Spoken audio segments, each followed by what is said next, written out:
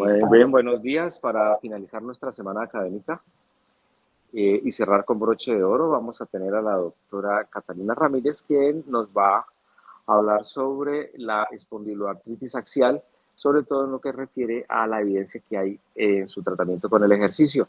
Doctora, por favor. Muchas gracias. Bueno, voy a mencionar algunas generalidades, algo corto acerca de la enfermedad, más como para recordar puntos claves, pero como ya se mencionó, grande va a ser en evidencia en ejercicio. La espondiloartritis es una enfermedad musculoesquelética inflamatoria crónica que tiene predilección por el esqueleto axial. También va a tener compromiso periférico, por ejemplo, como artritis, entesitis, dactilitis y otros extramusculoesqueléticos. Por ejemplo, la enfermedad inflamatoria intestinal, la uveitis y también la psoriasis. Es importante reconocer este término que es AXSPA porque es la sigla que va a englobar entonces toda la enfermedad, desde su espectro radiológico, que es la que está señalada con R, y su espectro no radiológico, que es la no R. Esto es importante porque antes se pensaba que esta enfermedad eran, pues que estas eran diferentes enfermedades, pero a lo largo del tiempo se ha visto que no, que forma parte del mismo espectro de la enfermedad y que tienen características muy similares, desde clínica, carga de la enfermedad, tratamiento, respuesta a este. Va a tener múltiples compromisos en varios sistemas, empezando por el aparato ocular, estos son los más importantes, conjuntivitis, uveitis, enfermedad inflamatoria intestinal, el compromiso periférico del cual ya hablamos, aortitis, compromiso del tracto genitourinario y problemas en piel. Es importante reconocer esto porque finalmente, dependiendo de las características que vaya a presentar el paciente, se va a englobar en alguno de los subgrupos que están clásicamente reconocidos, que es la espondiloartritis, del cual hablaremos hoy, la artritis psoriásica, artritis enteropática y la artritis reactiva. Hay otro término que es la espondiloartritis indiferenciada, pero con respecto a este, es como esa enfermedad que pareciera una espondiloartritis, pero pues su característica clínica no la va a encajar en alguna de estas. Como es un término que podemos ver que ha sido cambiante, que ha ido evolucionando en el tiempo, al igual que esto, han ido evolucionando sus criterios diagnósticos, sus criterios clasificatorios, perdón, desde 1961 hasta lo último que ha sido constante desde el 2009, que son los criterios ASAS para clasificar la enfermedad. Son criterios clasificatorios que van a permitir que los pacientes puedan entrar a los estudios, no son criterios diagnósticos. El primero, o con lo que vamos a empezar a hacer el enfoque del paciente, va a ser con dolor lumbar mayor de 3 meses. No tiene que ser dolor lumbar inflamatorio, porque cuando ya el dolor lumbar es inflamatorio, estamos hablando que probablemente hay afectación del esqueleto óseo. En personas menores de 45 años, de nuevo, son criterios clasificatorios, no diagnósticos. Una persona de 55 años puede iniciar con clínica de la enfermedad y se hace el diagnóstico. Esto simplemente es para englobar o para homogenizar los criterios para los estudios. Tiene dos brazos de trabajo, el del HLA-27 y el de las imágenes. Cuando hablamos de HLA-27 es la tipificación positiva y dos características clínicas. Cuando hablamos de las imágenes es una imagen más una característica clínica. ¿Cuáles características clínicas? Todas las que ya hemos mencionado, adicional que haya o respuesta a AINES o antecedente familiar de alguien que tenga espondiloartritis, que haya o tipificación también dentro de las características clínicas o elevación de rectantes de fascia aguda. Con respecto a las imágenes, dos grandes imágenes. La resonancia sacroiliacas, articulaciones sacroiliacas simple, que lo que voy a buscar básicamente es signos de actividad aguda, o sea, edema medular óseo. Y por otro lado puede estar la radiografía, que ya la radiografía es una radiografía simple de articulaciones sacroiliacas que va a mostrar cambios más crónicos. Serían los estadios 2 y 3 de los criterios modificados de Nueva York. Con relación al tratamiento, los pacientes que sufren de dolor y rigidez deben usar un AINE. El AINE es el primer tratamiento que ellos utilizan porque se cree que es suficiente por su papel antiinflamatorio. Por eso es la primera línea y se debería utilizar hasta dosis máxima y es de las pocas indicaciones que tenemos para que haya un AINE de mantenimiento, es decir, dosis diaria de AINE. El único criterio para escogerlos es que haya síntomas, porque los antiinflamatorios no esteroideos no van a modificar la progresión de la enfermedad. Aproximadamente hasta hace un par de décadas el tratamiento de la enfermedad se centraba entonces en antiinflamatorios, sea sostenimiento o sea necesidad, y ejercicios terapéuticos. Sin embargo, con el advenimiento de los nuevos fármacos como la terapia biológica, se ha encontrado que estos medicamentos tienen un alto éxito en términos de control de la enfermedad, tanto del aparato axial como periférico, inducción de remisión de la enfermedad o dejar al paciente en una baja actividad de enfermedad, que para algunos va a ser esa la meta, y va a mejorar el estado funcional.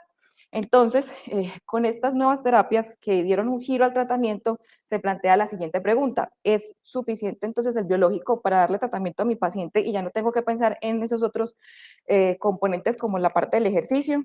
Y la respuesta claramente es no, porque los diferentes estudios han demostrado que el tratamiento en conjunto de la terapia biológica más la terapia de rehabilitación mejora los índices de, mejora la calidad de vida del paciente, mejora la clínica, disminuye la actividad, mejora parámetros de ejercicio y mejora las medidas antropométricas.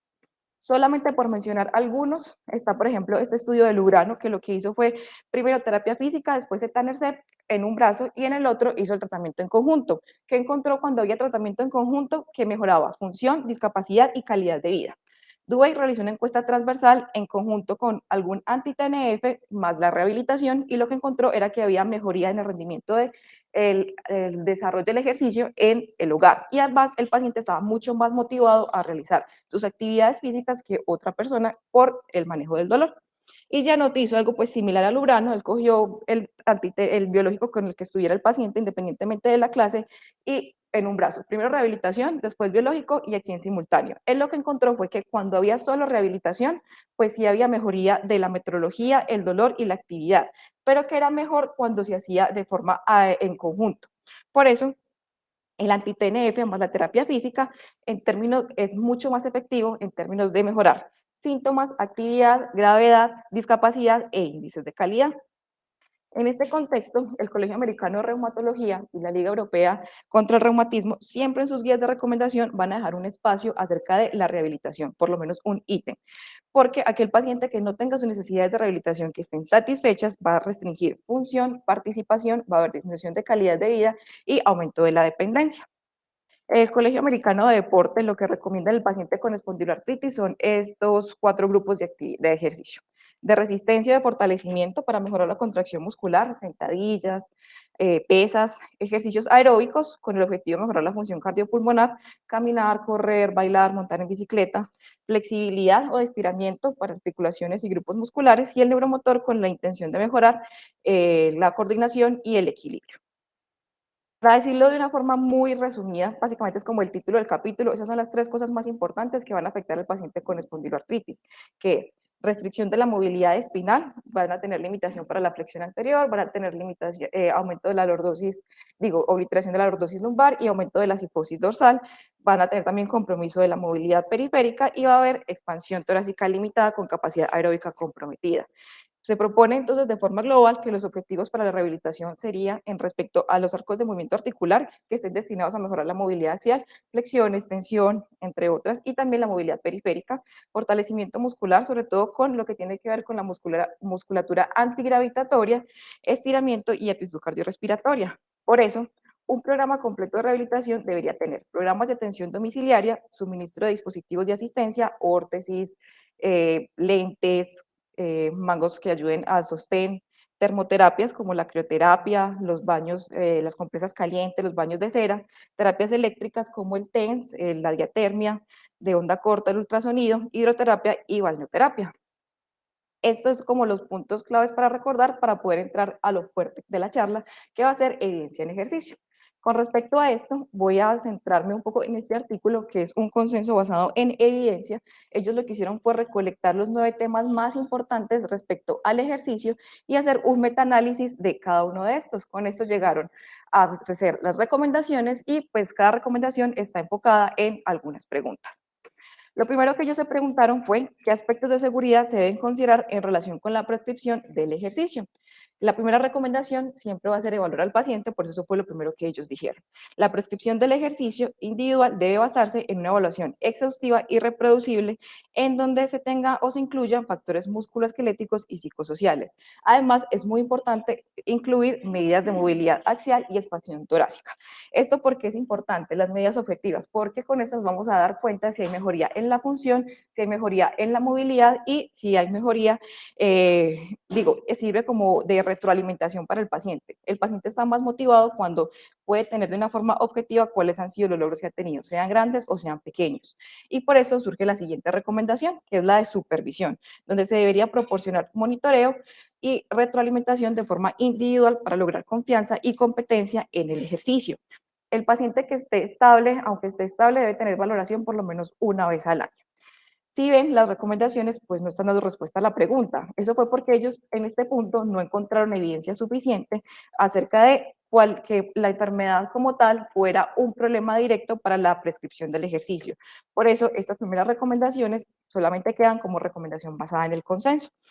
Pero fueron un poquito más allá y pensaron, listo, por sí la espondiloartritis no me va a generar algún problema para la prescripción del ejercicio o riesgo, pero ¿cuáles son esas otras entidades que están asociadas a ella o que son secundarias a ella y que sí debo tener en consideración porque probablemente sí voy a tener que ver o limitarme en algunas cosas para la prescripción? Y encontraron estas. Hay aumento del factor de riesgo cardiovascular y cardiopatía isquémica, disminución de la función pulmonar en términos de que hay restricción de la movilidad axial, osteoporosis espinal, la incidencia es variable y esto está muy relacionado porque mientras más larga sea la duración de la enfermedad o más activo está el paciente, tiene más probabilidades de desarrollar esta.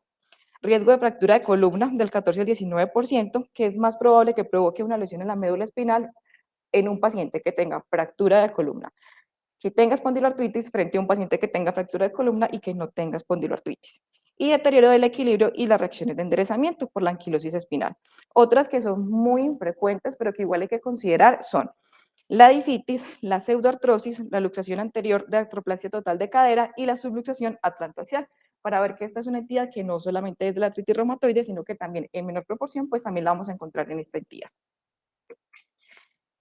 Las siguientes preguntas fueron, ¿es efectivo el ejercicio en la modificación de la enfermedad? Y la combinación de los ejercicios es mejor con anti-TNF que solo el medicamento. Esta pregunta surgía en base porque ellos no tenían muy claro si el ejercicio tenía un papel sistémico que era antiinflamatorio o tenían un papel local que era o que fomentaba la formación de las entesis, que son completamente opuestos. La respuesta a las preguntas la encontramos en los cuadros grises. Ellos, a pesar de que hicieron el estudio, no encontraron evidencia suficiente para determinar si el ejercicio producía efectos locales o sistémicos.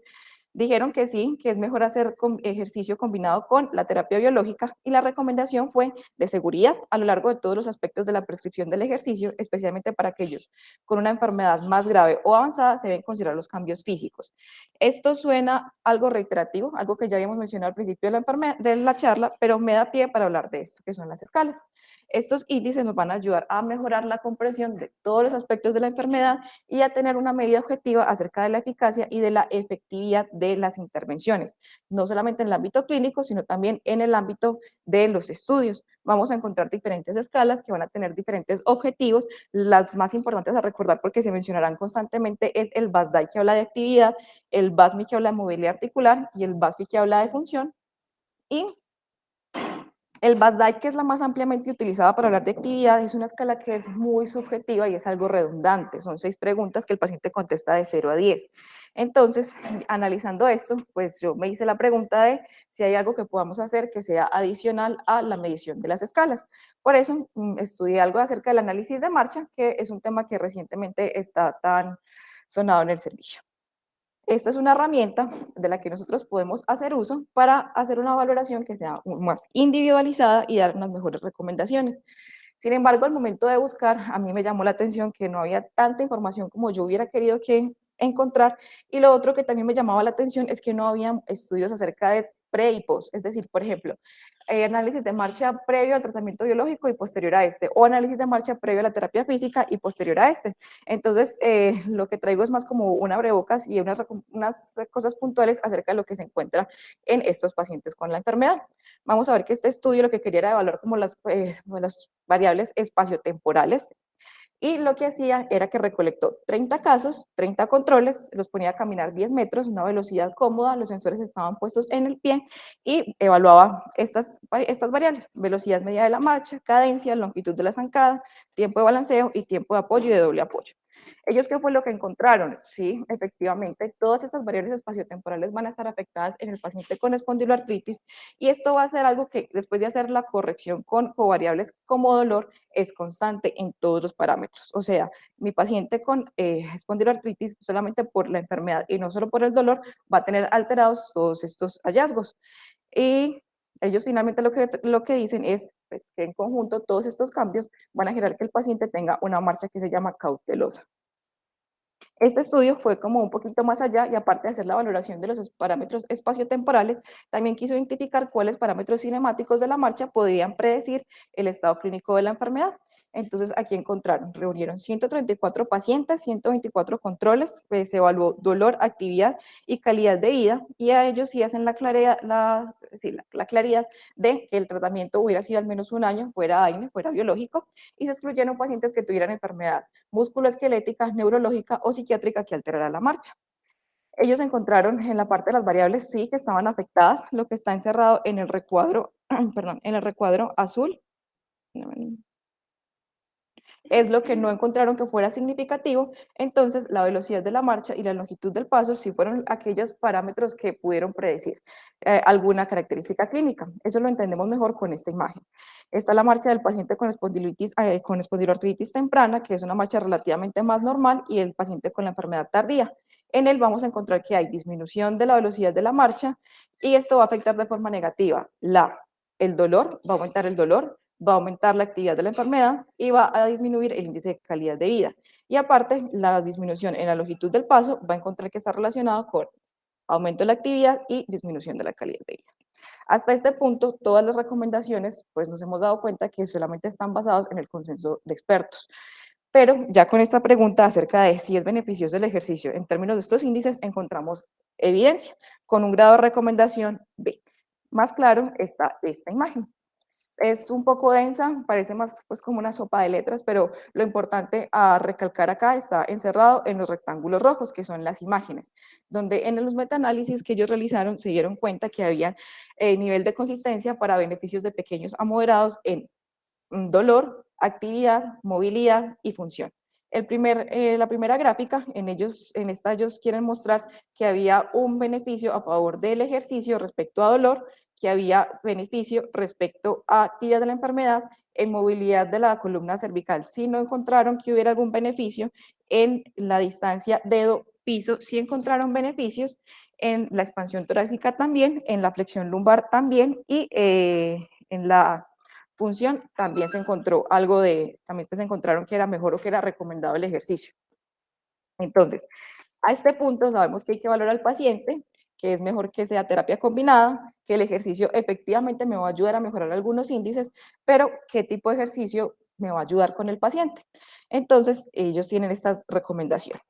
El ejercicio específico respecto a movilidad tiene un grado de recomendación A, se debe recomendar en todos los pacientes, no hay un enfoque que sea mejor que otro, y los objetivos individuales deben estar basados en la evaluación al paciente. La siguiente recomendación fue como con respecto al resto de actividad física, en el cual decían que el plan de rehabilitación debía tener estiramiento, fortalecimiento y mejoría de la aptitud cardiorrespiratoria con un grado de recomendación B.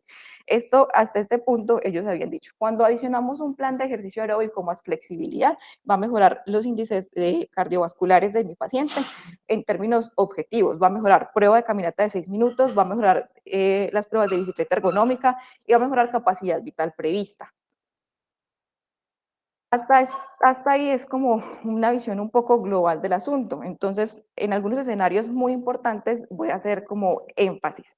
Lo primero, si yo tengo un paciente que tiene enfermedad que está activa, que está grave o que es de larga duración, lo que yo sé que no tengo que hacer. La conclusión es yo sé que no debo hacer.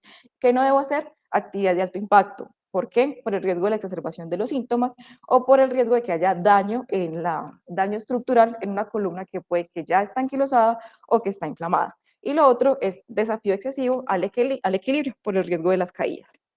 En relación a la densidad mineral ósea, que es muy importante porque estos pacientes tienen dos procesos de remodelación ósea que son diametralmente opuestos y que se supone que están mejorados respecto al paciente sano, vamos a encontrar que hay formación de hueso nuevo con la formación de los indermofitos y la centesis y pérdida excesiva del hueso trabecular, que eso va a favorecer la formación pues, de osteoporosis espinal. Claro, lo primero que hay que tener en cuenta, y dicho desde el principio de la charla, es el paciente que tenga enfermedad activa, es un paciente que probablemente va a desarrollar osteoporosis. Por eso lo primero que hay que hacer es, en conjunto con otras especialidades, hay que inducir la remisión de la actividad del paciente. Hay que dar suplementos de calcio y de vitamina.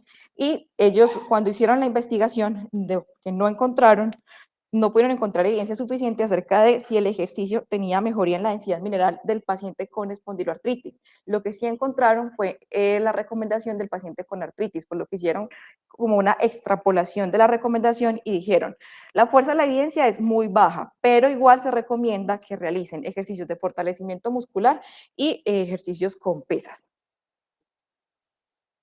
Con respecto a las otras actividades, por ejemplo, actividades de ocio, para ver si tenían algún significado o alguna implicación para mejorar los índices del paciente que tuviera espondiloartritis, el tai chi, la natación y el pilates se ve que son ejercicios o actividades de ocio que combinan movilidad, fuerza y entrenamiento muscular. Y cuando nos referimos, por ejemplo, a tai chi y a natación, se ha demostrado que los pacientes que realizan estas actividades tienen mejoría en los índices autoinformados y en el rendimiento. Además, cuando yo tengo un plan de rehabilitación clásico, digámoslo, y le adiciono y le adiciono natación, pues hay mejoría en el rendimiento en la prueba de caminata de 6 minutos. Y para hacer una diferenciación acerca del estadio de la enfermedad, de la temprana y de la tardía, suena obvio, pues la actividad temprana se beneficia de actividades diferentes a la de estadios más avanzados y lo que yo tengo que hacer en la de estadios más avanzados es centrarme en dos cosas, en la seguridad de mi paciente y puedo dar pautas de recomendación para una población que sea mayor. Cuando nos fijamos para hacer como la diferencia de las recomendaciones dependiendo del estadio del paciente, pues para la enfermedad temprana o la enfermedad no radiológica es una entidad que es muy reciente, que no se estudia tanto, tal vez porque no sea tan llamativa como la enfermedad tardía o porque de pronto se comportan un poquito más como el paciente sano. Por eso los estudios no son como tan concluyentes. Que sí se encontró que hay un tipo de rehabilitación que se llama el método de Mackenzie. Es un tipo de rehabilitación que es diagnóstica y es terapéutica basada en ejercicios mecánicos. Se realiza de 12 a 24 semanas y cuando se compara esto con los ejercicios cinéticos clásicos, se ve que mejora la terapia de Mackenzie, dolor, metrología, actividad de la enfermedad y función. Por lo que la recomendación para estos pacientes que tengan actividad temprana, pues enfermedad que sea temprana, es que se debe incluir este método en su rehabilitación. Ahora, con relación a la espondilitis anquilosante o el estadio más tardío, lo que se conoce clásicamente es que se deben realizar ejercicios de estiramiento y de respiración. Pero recientemente se ha visto, y esos funcionan, mejoran actividad y función. Lo que se vio recientemente es que si yo a esto le adiciono ejercicio aeróbico y ejercicio de fortalecimiento, pues voy a encontrar mejorías no solamente en lo que ya describí, sino también mejorías en dolor, en movilidad, en función cardiorrespiratoria, en depresión y en calidad de vida, adicionándole estos ejercicios que van a ser seguros para el paciente. Y se ha visto que en personas que tengan actividad más grave de la enfermedad o personas mayores se benefician también de hidroterapia y de educación en ejercicio grupal. Por eso traigo este estudio, no le está ahí referenciado, me disculpan que no puse el título, que quería evaluar pues si había mejoría en la actividad o en los índices, en los parámetros de mi paciente con espondiloartritis que realizaba hidroterapia. La primera parte de la gráfica me va a hablar acerca de actividad en la cual voy a encontrar que está a favor de realizar hidroterapia versus a realizar ejercicios clásicos. Cuando hablo de la segunda gráfica, que es la de función, en función si no voy a encontrar alguna diferencia. Esta otra va a hablar acerca de movilidad. En la movilidad tampoco voy a encontrar diferencia. Y la última habla de dolor y en dolor sí voy a encontrar diferencia. Hasta este punto, entonces pareciera que la hidroterapia va a mejorar dolor y actividad. Para evaluar si esto sí es consistente, pues traigo este otro estudio, que aparte de evaluar la actividad o la hidroterapia en estos ámbitos, también hizo como un estudio. Bueno, al tiempo, ¿cuánto tiempo va a ser? Entonces, ¿me sirve todo el tiempo? ¿Me sirve los primeros 3 meses? ¿Me sirve solo los primeros 6 meses? Y aunque ellos refieren que esta gráfica completa es de dolor y refieren que aquí sí hubo mejoría del dolor, ahí me queda algo de la duda. Sin embargo, cuando uno ve por tiempo, pareciera que en los primeros 3 meses sí es efectiva para disminución de dolor. La siguiente gráfica habla acerca de la actividad de la enfermedad, en donde sí va a ser a favor hacia la hidroterapia para reducción de la actividad de la enfermedad y es consistente, pareciera que es mejor los primeros 3 meses, mejor al inicio de la enfermedad. Y esta otra es acerca de función y en la función sí no encontraron como mejoría. Entonces la conclusión es hidroterapia sí si mi paciente tiene dolor y tiene actividad de la enfermedad. Cuando se habla del ejercicio cardiorrespiratorio, este tiene un impacto positivo para disminuir fatiga, estado de ánimo, función y bienestar. Se ve que los pacientes que realizan esta clase de ejercicios van a tener mejorías en las pruebas de caminata de 6 minutos, pero no encontraron mejoría en las pruebas de función pulmonar. Y tampoco dicen que haya mejoría en la disminución de los factores de riesgo cardiovascular, pero esto es más que todo en términos de que no hubo disminución ni de triglicéridos ni de colesterol. Entonces, hay una fuerza de evidencia que es baja, pero que igual propone que se deben realizar ejercicios cardiorrespiratorios para mejorar la función cardiopulmonar de mi paciente a largo plazo. Hasta este punto ya sabemos para algunos escenarios específicos, entonces, cuál es la actividad recomendada o cuál es la actividad que no se va a recomendar y seguiría la pregunta acerca de la dosis y pues hablamos del clásico FIT. Frecuencia, cada cuánto, intensidad, qué tan intenso, tiempo, duración y tipo. Y ya con esto voy a poder formular un volumen de actividad que la idea es que sea progresivo. Hay múltiples variables que van a contribuir a esto, a la respuesta al ejercicio. No las voy a mencionar pues como en aras al tiempo. Se plantea la siguiente pregunta para mi paciente con espondiloartritis. ¿Qué es mejor? ¿Que yo haga algo de ejercicio pero que sea constante o que yo haga ejercicio intenso a poco tiempo con algún objetivo? Y los estudios lo que demuestran es que hay beneficios relacionados con 2 a 4 horas de ejercicio sostenido a la semana, que ejercicios de espalda 5 días a la semana, más una suma de 200 minutos de actividad recreativa a la semana, va a mejorar dolor, rigidez y función del paciente. Y aparte de esto, pues voy a ver que va a haber una disminución en la progresión de la discapacidad hasta 5 años. No hubo recomendaciones respecto a los estiramientos y la conclusión de esto es que existe una relación dosis-respuesta curvilínea con una pendiente inicial. ¿Esto qué quiere decir? Tengo mi paciente con espondiloartritis que es sedentario y en este escenario A lo pongo a hacer 20 minutos de actividad física 5 días a la semana. Y en el escenario B tengo mi paciente que es sedentario y lo pongo a hacer 1 hora y media de actividad física solo 2 días a la semana. ¿Cuál va a ser la recomendación? Pues que mi paciente haga 20 minutos de actividad física a la semana, pero 5 días a la semana. Y de ahí la recomendación tiene un nivel de evidencia grado B. Claramente es imposible tener una receta para formular o prescribir ejercicio para los pacientes, todo resulta de una talla única en la evaluación que vamos a encontrar, pero lo que sí tengo claro es que voy a darle prioridad al mantenimiento.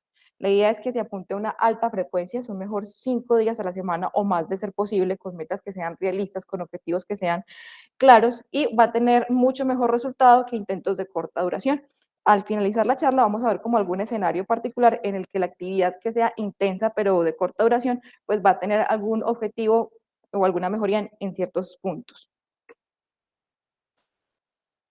Con relación a la siguiente pregunta de intervenciones, pues es más como repetir lo previo. Para movilidad, estiramiento y ejercicio es más importante la consistencia y para otros grados de ejercicio podría yo recolectar las pautas de ejercicio o de actividad física nacional y hacer las modificaciones respecto a los escenarios de los que ya he hablado. Pero esta pregunta sí se vuelve más interesante y es en qué entornos mi paciente puede realizar ejercicio y si este sí va a ser efectivo. Entonces, ¿qué se encuentra? Que se puede realizar ejercicio en hogar, en la clínica, en el gimnasio, en balneoterapias, en hospitales, en gimnasios y todos estos sitios voy a encontrar que va a haber, si hago ejercicio o actividad física diferente a las intervenciones clásicas de educación, en todos ellos voy a encontrar que va a haber alguna intervención, pues va a haber algún beneficio en cualquiera.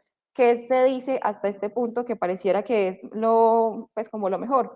Más recomendable terapia en grupo, después terapia en hogar y después la intervención clásica. Pero hay que tener en cuenta lo siguiente, sobre todo en nuestro contexto, donde estamos en un lugar donde el paciente nos dice constantemente, es que no puedo llegar al hospital, es que no tengo plata para ir a la terapia, o es que me enviaron hidroterapia en el hospital, pero la piscina está cerrada. Entonces, todas estas aristas hay que tenerlas en consideración, hay que incluir al paciente como una parte fundamental de su rehabilitación, considerar qué prefiere él y también tener en consideración la disponibilidad local. Y con esto, pues ya sí nos ayudamos a prescribir del ejercicio. La última anotación de esto es que pareciera que el ejercicio en agua tibia tiene un beneficio en enfermedades más graves, como lo hemos comentado a lo largo de la charla. Para esto, traje este artículo que quería evaluar si el ejercicio era efectivo pues para el tratamiento de la actividad, independientemente pues como de cuál fuera el escenario. Estos escenarios eran de ejercicio, balneoterapias, ejercicios acuáticos, ciclismo, pilates, grupos de reeducación postural global, tai chi, y lo que querían ver era si los pacientes del grupo de ejercicio se comparaban con actividad física clásica y si en estos espacios había mejoría, independiente pues del espacio el que fuera. Ellos encontraron entonces en esta primera gráfica que habla de función, donde había una recomendación a favor de realizar ejercicio independientemente del espacio. En la segunda habla de actividad de la enfermedad, igual la recomendación era de realizar ejercicio independientemente del espacio. Y la tercera era de la movilidad articular, donde se recomendaba independientemente del espacio. Entonces, la idea es realizar ejercicio, pero no se puede describir cuál tipo de ejercicio y parece que en todos estos lugares va a haber algún beneficio. Las últimas recomendaciones respecto a esta guía hablan de adherencia, claro, hay que motivar al paciente, y de configuración, hacerlo parte primordial de la rehabilitación. Y este estudio lo traigo, pero no por esta parte, sino por la siguiente. Tenía como objetivo evaluar los índices que ya sabemos que tienen algún impacto con actividad física, pero aparte de todo quería evaluar la efectividad del ejercicio en el hogar. Aquí vemos que lo que ellos hicieron fue medir dolor, actividad y función, y aparte también algunas variables como la PCR y la BCG. Lo que hacía era que el grupo de ejercicios podía hacer tai chi en casa, con pelota suiza, supervisados o pilates, y el otro grupo, que era el grupo de control, pues educación y atención habitual. ¿Qué se ve? Mejorar los índices, no hubo diferencia con la PCR ni con la BCG, pero todos estos pacientes que realizaban ejercicio en el hogar, independientemente pues del ejercicio que realizaran y independientemente del tiempo en el que se evaluó, se encontró que había mejorías o impactos positivos en las escalas, en el BASC, en el BASDAI y en el dolor, y que estas eran sostenidas en el tiempo para todos, excepto para el dolor. Cuando uno ve, esto sí parece significativo, pero cuando se pasa a ver los intervalos de confianza, pues a mí me genera algo de duda, la verdad. Entonces, quise profundizar un poquito en eso, porque el paciente que tiene espondiloartritis es un paciente que la enfermedad la va a tener toda la vida, o sea, él se va a morir con espondiloartritis. Y va a quedarse eternamente haciendo fisioterapia, va a quedarse eternamente institucionalizado, vamos a hacer actividad física todo el tiempo con este paciente en hospital. Por eso traigo estos 3 estudios. El primero es del 2020 y los otros 2 son del 2022. Este, que es el primero, lo primero que quería hacer era, ¿qué es mejor, ejercicio supervisado o ejercicio en hogar? Con los índices de movilidad. Índice de movilidad, pues encontró que era mejor ejercicio supervisado versus en hogar. El segundo, índice de actividad, mejor supervisado que en el hogar. Índice de función, mejor supervisado que en el hogar. Para la depresión no encontró alguna diferencia, entonces no dio recomendación. Hasta este punto dicen, los dos funcionan, pero parece que es mejor supervisado. Entonces, más ejercicios más recientes, estudios más recientes, este fue un cuasi experimental no aleatorio, tenía como objetivo evaluar los efectos del ejercicio no solamente en el hogar, sino si yo le ponía a mi paciente un plan de ejercicio en el trabajo, para ver si había mejoría en función física, depresión y discapacidad. Ellos lo que hicieron fue que recolectaron 3 grupos. El grupo control, que era tratamiento de rutina, educación, 90 minutos acerca de la enfermedad, de la actividad, de cómo debe, de información de la enfermedad. El siguiente grupo, que fue el grupo que solo hacía ejercicio en hogar, hacían estiramiento y fortalecimiento muscular, caminata y respiración profunda. Se les entregaba incentivos, eran 8 semanas de seguimiento, 5 días a la semana, 70 minutos al día. Y el otro grupo era el grupo que hacía actividad en hogar más algo de actividad en trabajo, que era 8 minutos, 5 días a la semana, 20 minutos al día. ¿Cómo fue que ellos llegaron a estas conclusiones? Pues hicieron una entrevista, una encuesta en la cual le preguntaron al paciente y se dieron cuenta de que los principales problemas para realizar actividad física de los pacientes con espondiloartritis era o falta de tiempo o falta de conocimiento. No sabían si era seguro realizarlo y no sabían qué tipo de ejercicio realizar. Por eso fue que en base a estas respuestas ellos llegaron a diseñar este programa. La primera parte de la gráfica está está señalado en rojo, es acerca de movilidad. Ellos encontraron que el grupo que hacía actividad en el hogar y hacía actividad en el trabajo tenía mejores índices de movilidad que en relación al grupo control y al grupo que hacía actividad solamente en el hogar. Encontraron que esto no era, o sea, que no habían diferencias, o mejor dicho, que era significativo cuando se hacía como la relación grupo-tiempo en los 3 ítems que evaluaron de movilidad articular, que fue flexión lumbar, rotación cervical y distancia intermalleolar.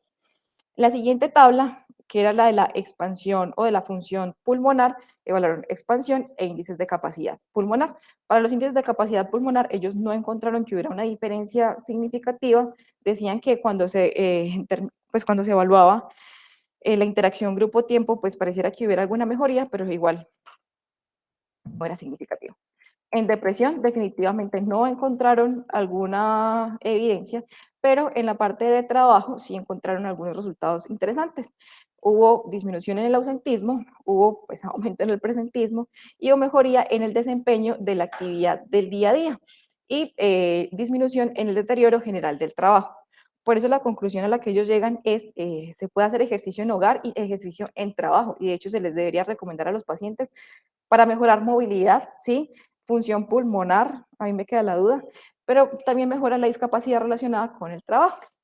Y el último artículo respecto a este punto es este, que desafortunadamente no era solamente pacientes con espondiloartritis, también incluyó pacientes que tuvieran otras autoinmunes como lupus, artritis, esclerosis, miopatías. Ellos lo que hacían era que tenían un grupo control, que eran intervenciones sin control de actividad física, y el otro en el que realizaban ejercicios en hogar, solamente en hogar. Y querían evaluar estos índices.